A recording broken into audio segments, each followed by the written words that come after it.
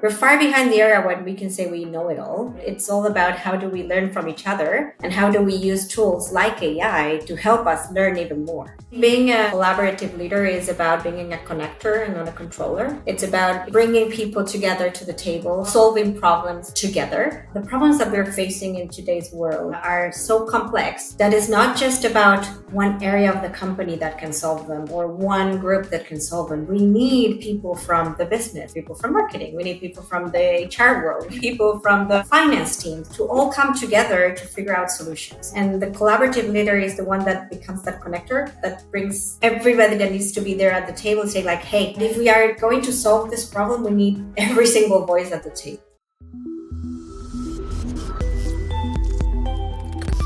Hey, Caro, great to meet you. Thanks for joining here. I really enjoyed meeting you and talking about, the concepts of collaborative leadership and really excited to dive into that on our episode today. Nice to be here, Vince. Thank you for inviting me. I'm also super excited to have a conversation about collaborative leadership because that's exactly what collaborative leadership is all about, right? It is Yeah. about having a conversation and talking and learning about different perspectives that other people can bring to the table. We're far behind the era when we can say we know it all. It's all about how do we learn from each other and how do we use tools like AI to help us learn even more. Yeah, I love that. Well, I think why don't we start by defining what collaborative leadership is? Can you share what you mean by it and what are the top, let's say, three characteristics of collaborative leadership? There's a lot more than three, but I'll try.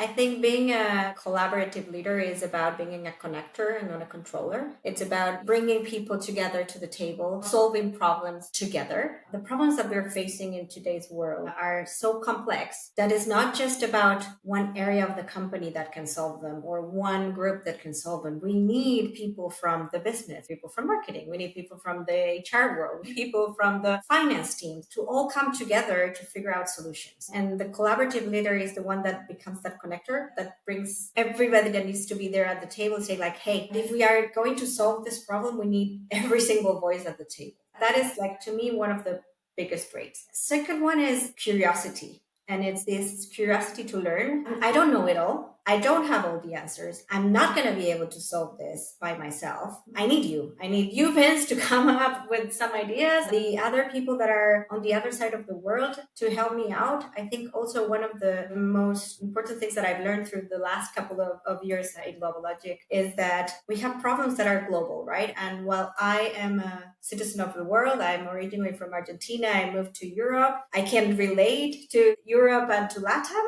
I need to know how people in India think about the problems because those different perspectives also bring different problems and different complexities to anything that we want to build or create or design.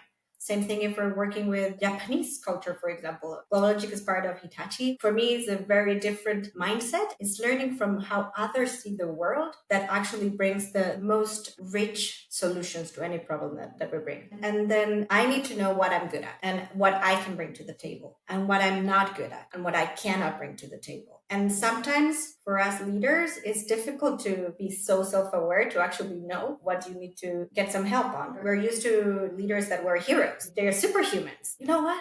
No, they're people just like you and me. They're great at a number of things, but they're also not so great at some others. That self awareness is critical, and not everybody is equipped or prepared to say that they don't know. Totally hear you on, world is complex. You can't just rely on a single person. You need people to understand themselves and come together to solve problems. Do you see this contrast significantly with like typical ways in which leaders show up in a traditional way? Think they were asked to show up in a different way, right? Because they were asked to be the voice of reason. They were asked to be the one that provides the vision, the North Star, the place where we want to go. And yes, you have to continue to be that vision provider. You have to continue to be that person that actually sets that's where we want to go. I think what changes is, yeah, that's where we want to go, but we want to go together. And for us to get there, I cannot do it alone. I think that is the shift that we are seeing. And I think the other thing that is super different for me with AI coming into play is like, yeah,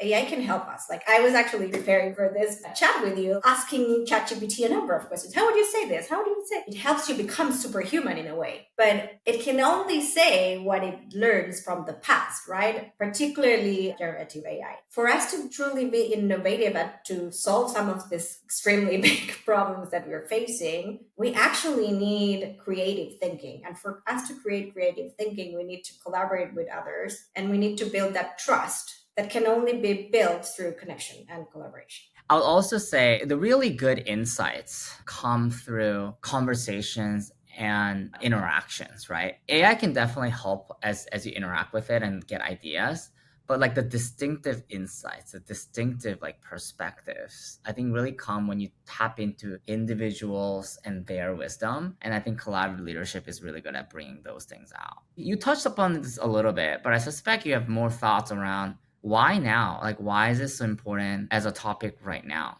One that I would say, we've been talking about this VUCA world for ages. Like that is on steroids now. If we thought 10 years ago that the world was changing too fast, the pace has accelerated at a point where we don't even know what tomorrow may bring. Even ChatGPT, like it's been like moving fast forward from the first one that arrived was amazing. Version 5 is crazy. And if you start talking about agentic AI, like they actually try to solve problems and it's not just about prompting, that is huge. It will definitely change the way that we work. It hasn't yet. We've been talking about how that will change, and like this, there is this MIT report that I was just reading a couple of days back. Companies are investing, but the return on the investment is not coming, and I think we actually need to understand why, right? And for us to understand why, we need to sit together at a table with these software engineers that are building this, with the people from HR that are trying to use it in their day-to-day problems, with the finance teams that are actually providing the budget for us to invest in this kind of technology. But for us to really change the way that we're using AI and for it to actually change the way that we work, I think we need more seats at the table from different perspectives. I think that we actually need to think through how do we want this new technology to help us work better. I was working on a project when I first started in GL, and it was all about changing the way that we look at our careers and our progressions in the careers of our people, right? I was drowning in documents. There were so many options, so many versions of the same way of saying something about how you would grow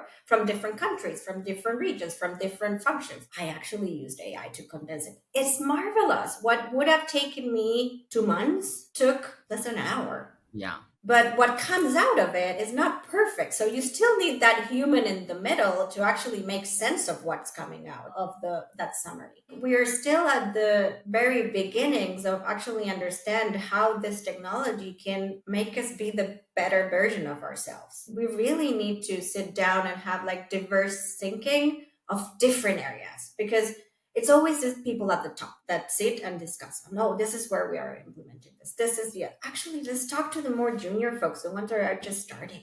What would they need it for? One of the things that I was reading that caught my eye is the implementations from the companies on AI solutions are not so successful, but employees are using AI on the side to perform better at their work. So how do we take that and actually put it to the advantage of the corporations and the companies? We have to build that bridge. And that's exactly where I think collaborative leadership could help. How do we build those bridges? How do we understand why are they using it on their personal?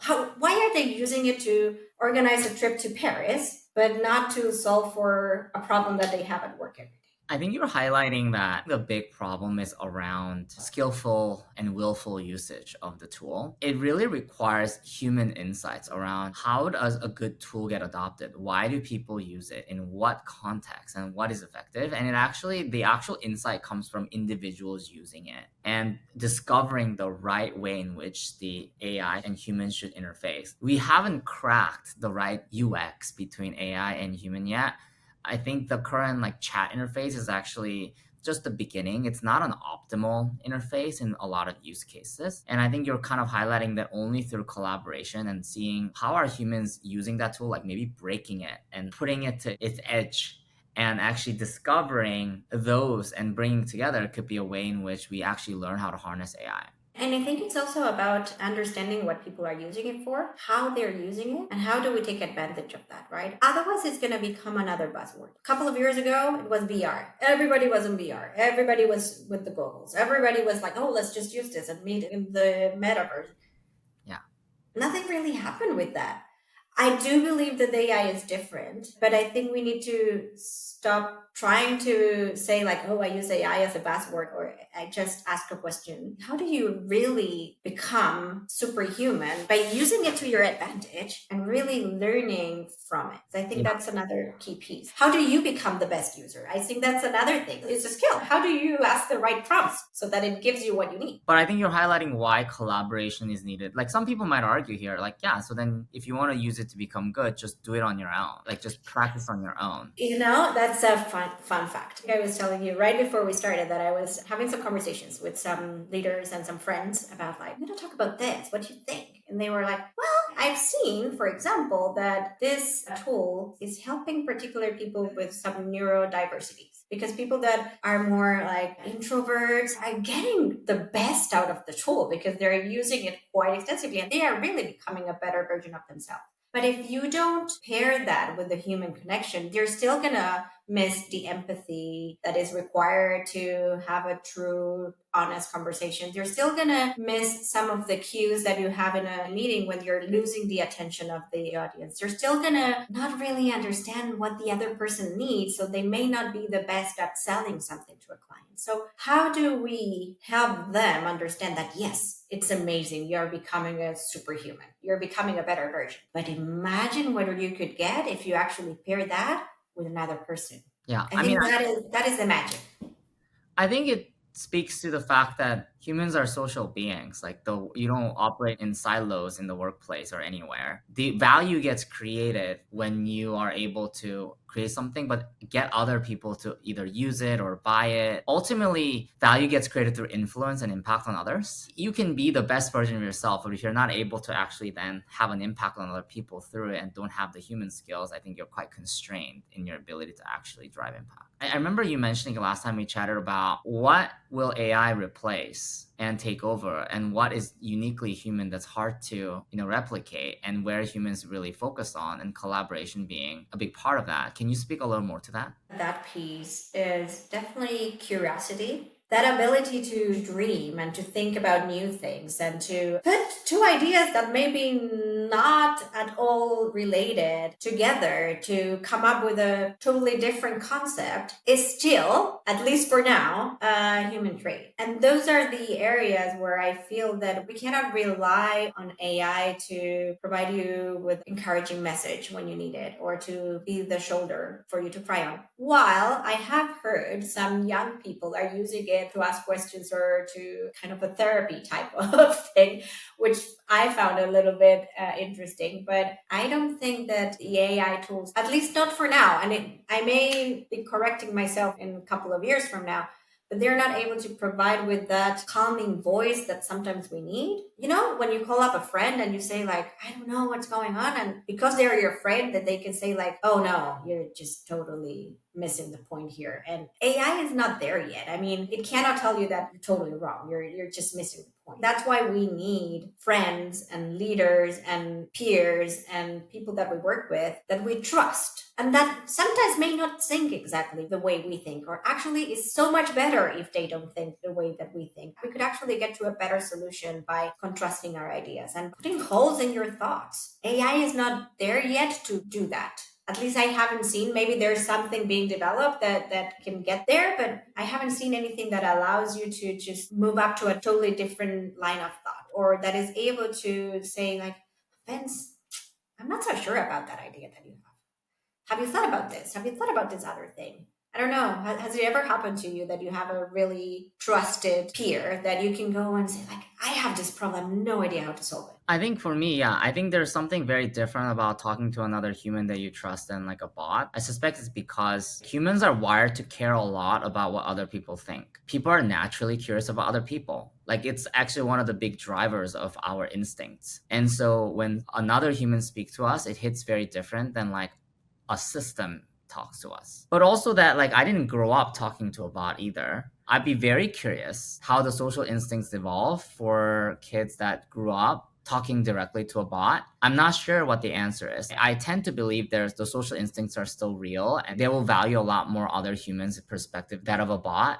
I think the jury's still out on how do actually kids who get conditioned to talk to AI like a human behave as they grow up. That's a really good point. I guess we'll see in a couple of years, right? We as humans have evolved for the past many years. That sense of community, that sense of social being, while almost everything else around us has changed, I think that is one of the things that has remained common, right? We still thrive in a community. We still need social interaction.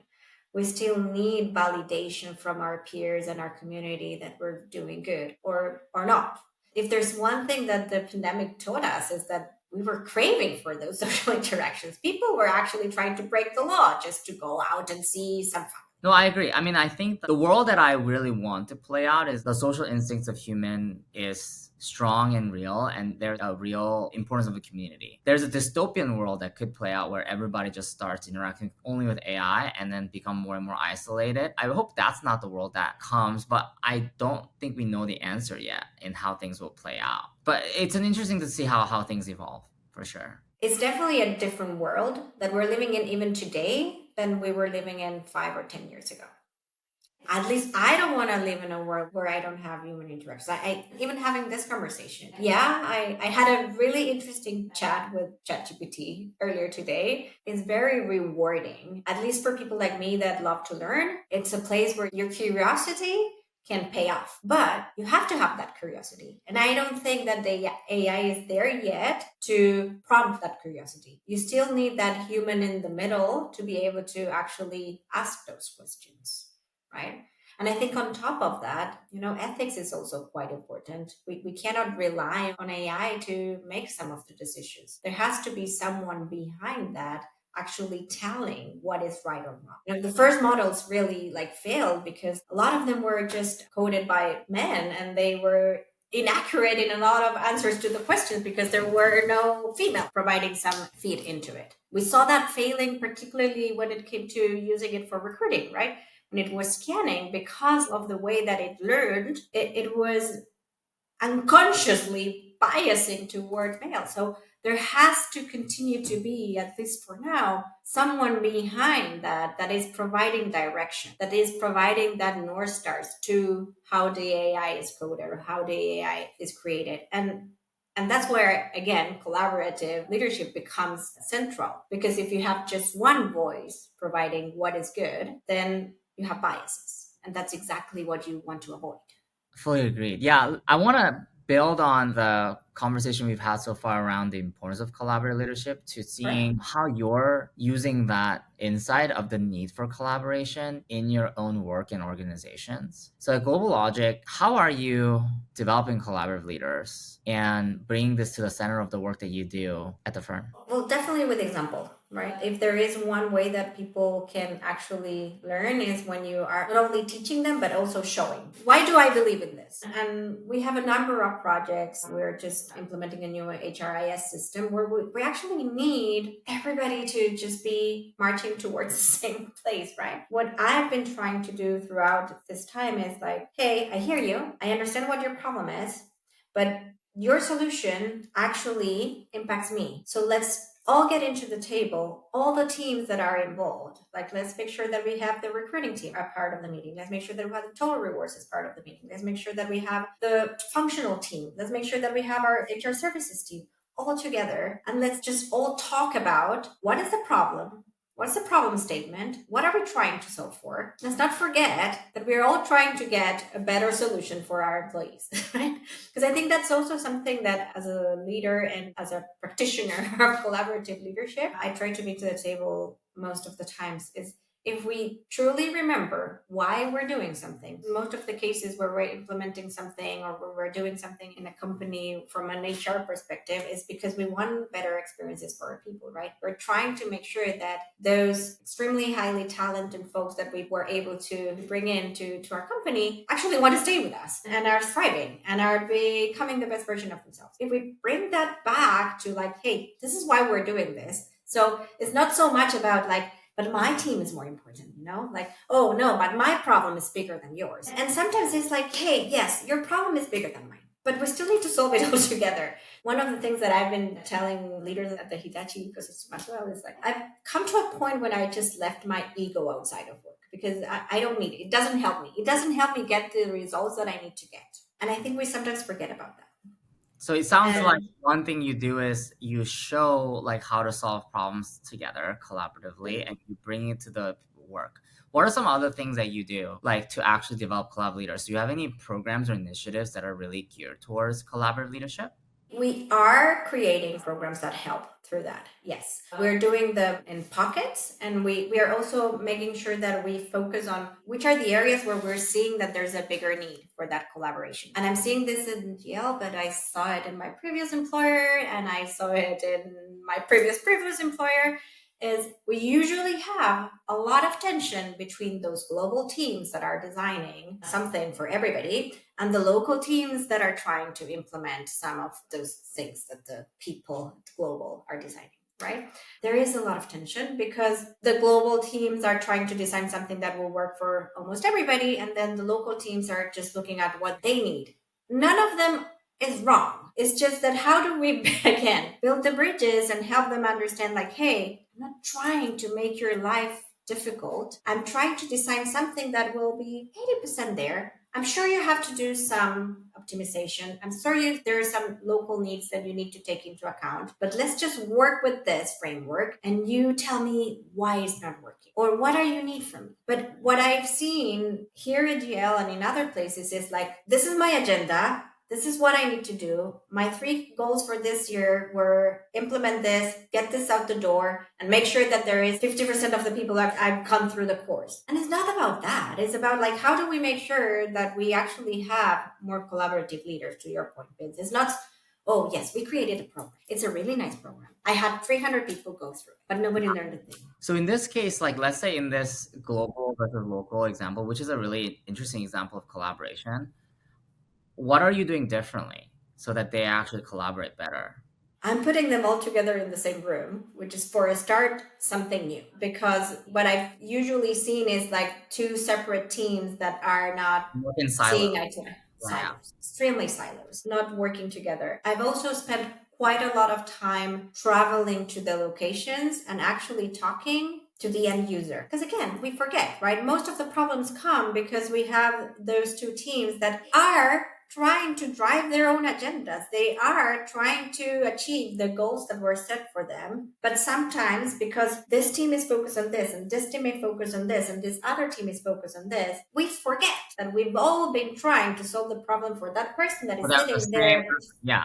There's a shared commonality that you kind of forget. And when you bring the focus on the thing that the shared mission, then it's a lot easier to collaborate for sure. And it's harder Yeah, to well, from an end user perspective, right?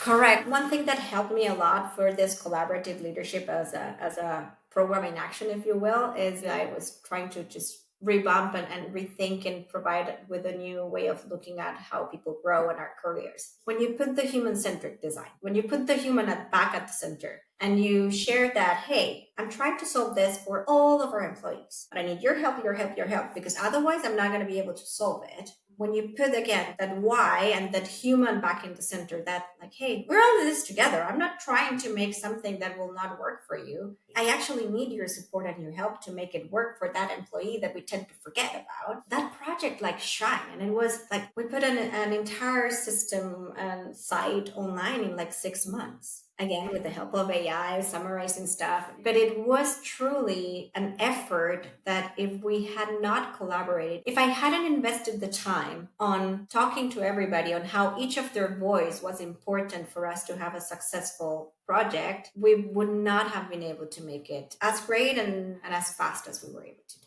Very interesting. Any lessons you've learned from driving collaborative leadership at scale? Like what's most important to actually enable it? It's about helping them understand that they're not alone. One of the things that you start to hear when you're talking to leaders, particularly with the more senior leaders, is very lonely at the top.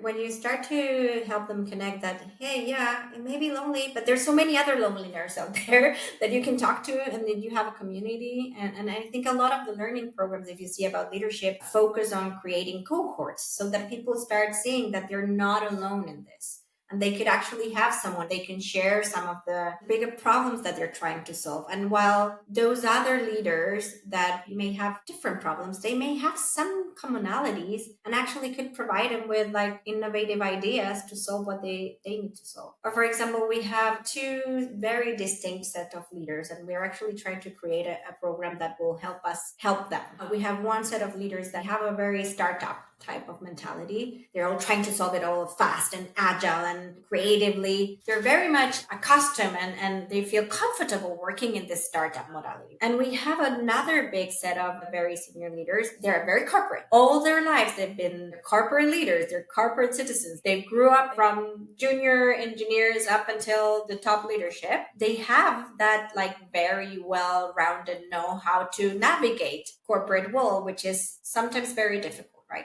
How do we help them learn from each other? Because the ones that have been navigating and that are amazing at this startup mentality and agile ways of working, and they're adapting and all that, also need to work in a world or an environment that requires some of the traits of a corporate citizen. And those very conservative corporate citizens that have been always following the rules, doing what they need to do, doing what they're told and what they're asked, we could help them be more agile, less risk averse, and prone to do something different. That is also a great place where we've been trying. I don't think we've cracked it yet, but we've been thinking about mentorship and buddies and things that can help them learn from each other. For us to create that, we really need to help them understand that they can trust each other. And that is a difficult thing to teach. How have you done that? We're starting to think creatively about how are the ways to do that. We've been experimenting or piloting with some, like as I was saying, buddy programs.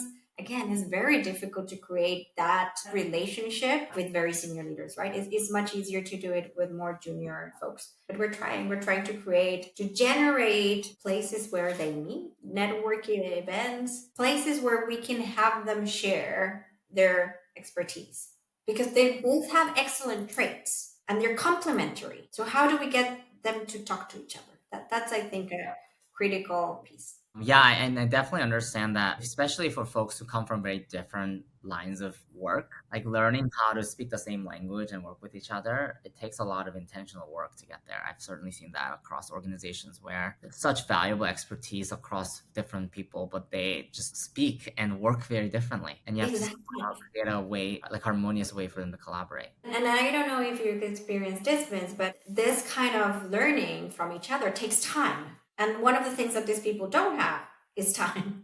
So how do we accelerate that in a way that doesn't feel forced? Yeah. Maybe as a final question, can you share an example of like the most successful collaborative learning or collaborative leadership development you've seen? And why was it so successful? That's a tough question because then I have to pick just one. A couple of years back, I think it's also close to my heart because we were trying to solve a problem that was, again, close to my heart. So that's maybe biased. It was during the pandemic. I was tasked with, like, hey, we have all these parents that are here having to work at the same time that they have their kids running around. There's nothing that we could have done that would have helped them. We were able to create, in collaboration with the third-party vendor, platform that would help kids read, that was online, supporting the kids starting to learn how to read, and even some kids with learning disabilities how to help. And you know that your kid was for 30 minutes in attention with someone that was helping them do something that was also good for them, and you had 30 minutes to focus on a meeting. That was really collaborative leadership, not a program of learning, but in action. And it actually ended up in a learning program for kids that were using the time wisely and didn't feel that that was something that was pushing them. So I don't know if it was the answer that you were looking to get. I think you were looking more for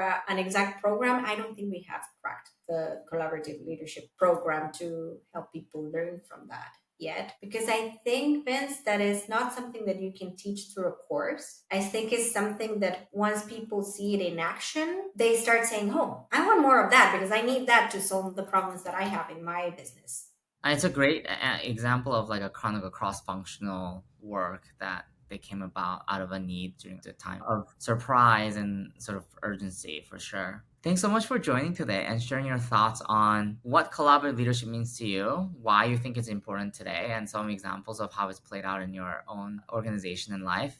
And I look forward to having more conversations like this with you. Anytime. It was lovely to get to talk to you.